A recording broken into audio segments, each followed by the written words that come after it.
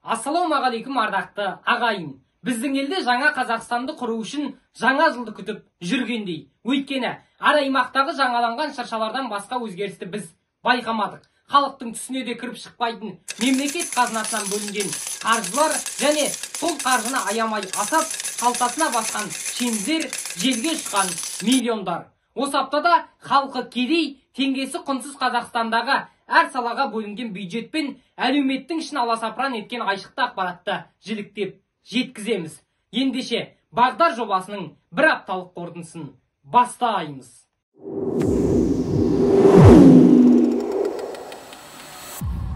Осы аптада министрлерді түгел тексеріп, жемқорларды жария ететін журналист Михаил Казачков ұсталды. Ол Болат Назарбаевтың оң қолы саналатын Қоспаевтың ұйымдасқан қылмыстық тобына рейдерлік басып алулар жасауға көмектескен деген күдікке ілінген. Ақпаратта қаржылық мониторинг агенттігі растады. Илегеніміз бір терінің пұшпағы деді ме екен, әлде шыдамдары жетпеді ме, бақ өкілдері әріптесімізге араша түсе бастады. Олар президенттің атына хат жолдап, жағдайды мұқият тексеруді сұраған. Естейтін мемлекет естіп қалған секілді ағайын. Президенттің баспасөз хатшысы мәлімдеме жасады. Оның айтуынша, Қазақстан азаматы ретінде ұсталған журналистің барлық заңды құқығы толық сақталуы тиіс. Ал бүгінгі ақпарат бойынша Алматы қаласының тергеу соты журналист Михаил Казачковты 2 айға қамауға алу туралы шешім шығарды. Сондай-ақ бұл жағдай Ақпарат және қоғамдық даму министрлігінің жіті бақылауында болады деп мәлімдеді.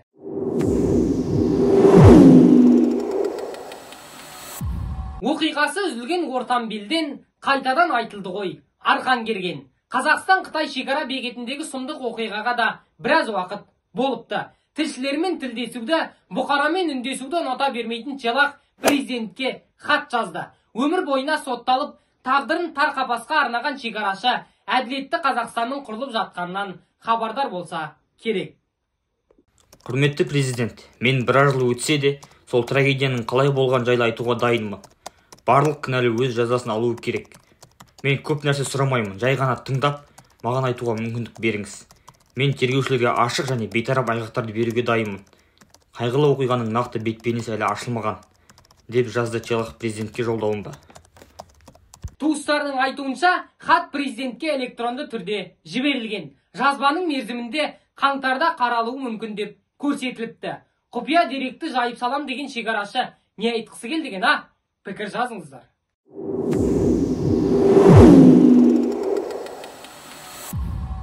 Әлемдік оқиғаларға қатысты бірер ақпарат. Қазақстан Ресейдің Украинадағы әрекетін айыптайтын Біріккен ұлттар ұйымының қарарына қарсы дауыс берді. Көпшілік біз басқыншы Путинді қолдап жүрміз бе деп ойланғаны белгілі ғой.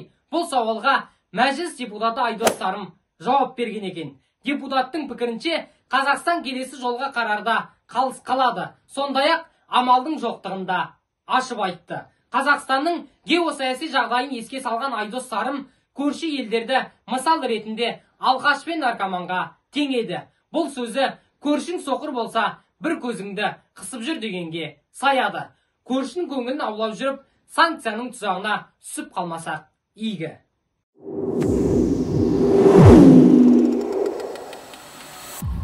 Осы аптада жол салу кезінде 43,4 миллиард теңге мемлекеттік бюджеттен ұрланғаны анықталды. Бас прокуратура мемлекеттік компаниялар мен жолды дамытуға ақша бөлетін мемлекеттік органдарды тексерген. Нәтижесінде 43,4 миллиард теңге Қазгерстрой жауапкершілігі шектеулі серіктестігі бюджетіне түскені белгілі болды. Қызығы сол, әлгі аталған компания 2 адамға тиесілі болып шықты. Оның бірі Қайрат Сатыбалды мен Гүлмира Сатыбалдының ұлы Нұрсұлтан Бауыржан Қайратұлы.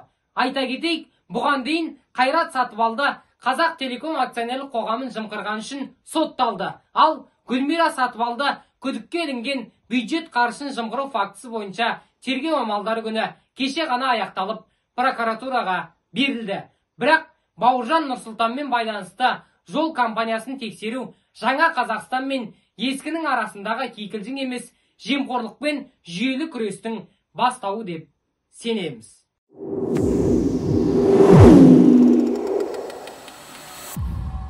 Бұқаралық ақпарат құралдарындағы медиа жарнама көлемі 9 айда 56,5 миллиард теңгені құраған. Бұл туралы Орталық Азия жарнама қауымдастығының сарапшылар комиссиясы хабарлады. Зерттеу барысында теледидар, интернет, сыртқы жарнама, радио мен баспасөз құралдары ескеріліпті.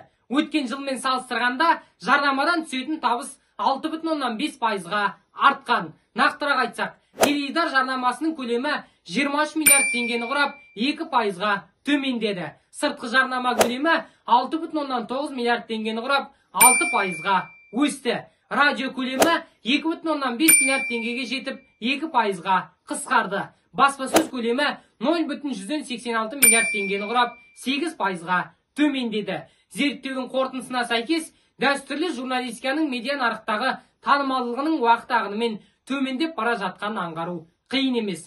Тек жарнаманың жоқтығынан мемлекеттен қаржы алып, ақиқаттың есігін енді ашпастай жауып тастаған жандайша бақ құралдарының көбейетіні өкінішті.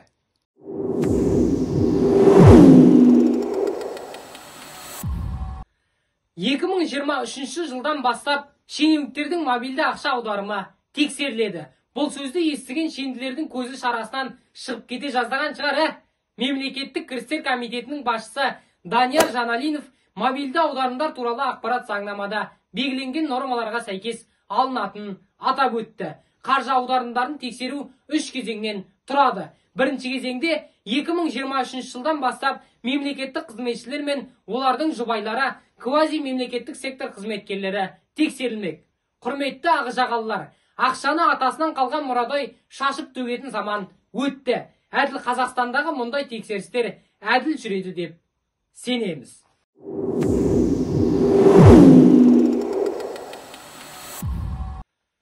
Алматы қаласының ребрендингіне 44,8 миллион теңге жұмсалмақ. Атап айтқанда, қаланың қолданыстағы түстері мен қаріптерін және олардың ұсынылған комбинацияларын, сондай-ақ әлеуметтік желілердегі жарнамаларды таңдауға бағытталмақ. Алматының туристік орталығы бұл қарекеттер қалаға туристерді көбірек тартады деп есептейтін көрінеді. Қаланың түстерін таңдаудан бөлек ақшаның бір бөлігі блогерлерге берілмек. Яғни 70 мыңнан астам жазылушысы бар 5 саяхат блогері болуы шарт. Әр блогерден TikTok немесе Instagramда 30 секундтық бейне жазу талап етіледі. Бұл қадам қаладағы туризмді арттыруға көмектеседі дегенге күмән бар ағайын. Сіздер қалай ойлайсыздар? Комментарийге жазыңыздар.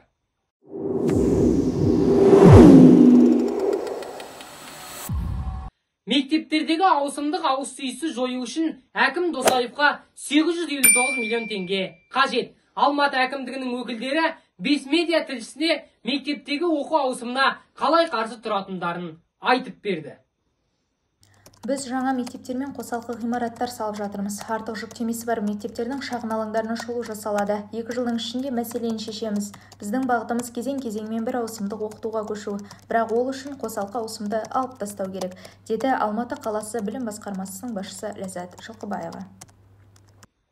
Олар 2023 жылы 82,6 миллион, 2024 жылы 161,5 миллион, 2025 жылы 51,2 миллион, 2026-2030 жылдары 564,2 миллион жұмсамақ. Сондай-ақ 2025 жылға қарай тапшылықты 5 мыңға дейін қысқартып, мектептердің 50%-ын бір ауысыммен оқытуға көшірмек. 2030 жылға қарай тапшылықты бір ауысымдық оқытуға толық көшу арқылы 3000 орынға дейін қысқарту жоспарлануда. Бұл ретте Досаевтың жоспарында бір сыныпқа жүктемені 25 оқушыға дейін азайту қарастырылған. Білім ордаларындағы былықтарды жөндеуге бағытталған басшылықтың жоспары жүйелі түрде жүзеге асса игі. Өйткені қағаз жүзіндегі қарекеттерден халықтың әбден көңілі қалған.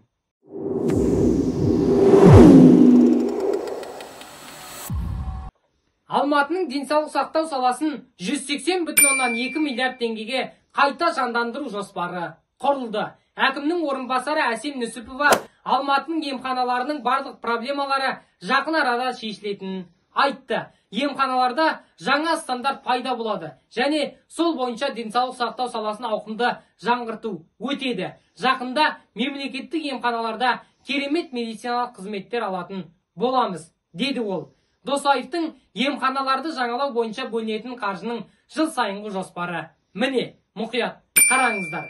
Яғни 2022 жылдан 2030 жылға дейін бірыңғай стандартты енгізу барлығы 180,2 миллиард теңге жұмсалады. Оның ішінде республикалық бюджеттен 14 миллиард теңге, қалалық бюджеттен 133,9 миллиард теңге және жеке инвестициялардан 32,3 миллиард теңге бөлінбек.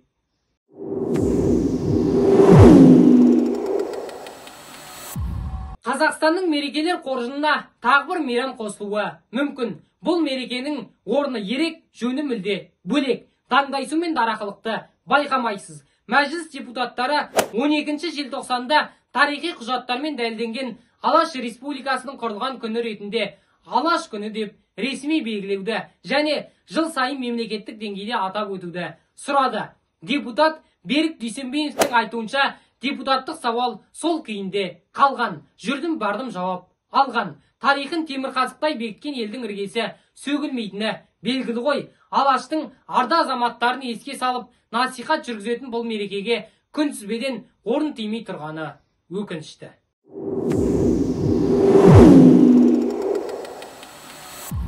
Төре тұрып төр берген, қожа тұрып қол берген қазақ елі. Осымен Бағдардың апталық шолуы тәмам. Ағайын анығын білсін десеңіздер, осы бейне жазбаны таратыңыздар, каналға жазылыңыздар, қоңыраушаны басыңыздар. Жақсылық Зейнешев, жақсылықта жолыққанша ағайын.